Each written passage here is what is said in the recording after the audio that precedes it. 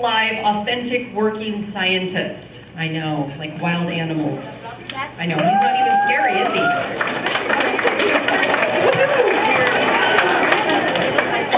Okay, advanced 7th graders.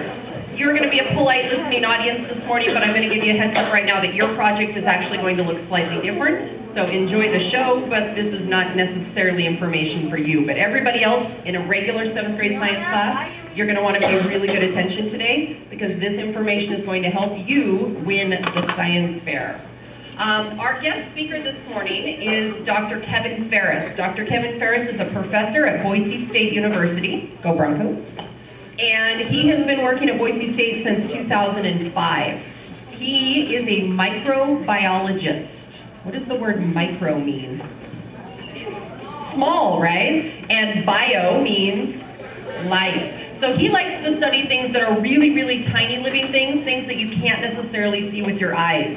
So your mad microscope skills that we made you practice at the beginning of the year are going to come in really handy on this science fair project because you're going to be looking at some living things that are too tiny to see necessarily with your eyes. You're going to have to use a microscope to see them. His specialty area of research, because if you're a professor in science, you usually have to do research.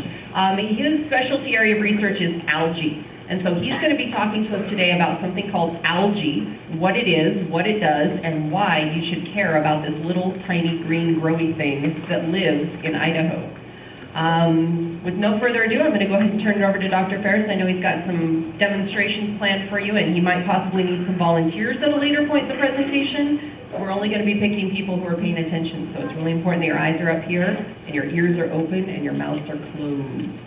Dr. Ferris.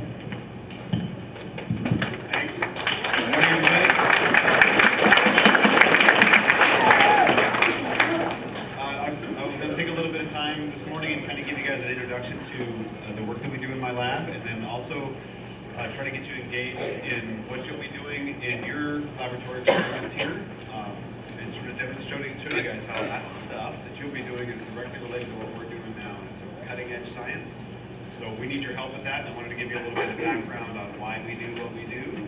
So I'm a microbiologist. I study small stuff you can't see with your naked eye, but what we really try to do is sort of understand biology on the small scale and apply it to real world problems.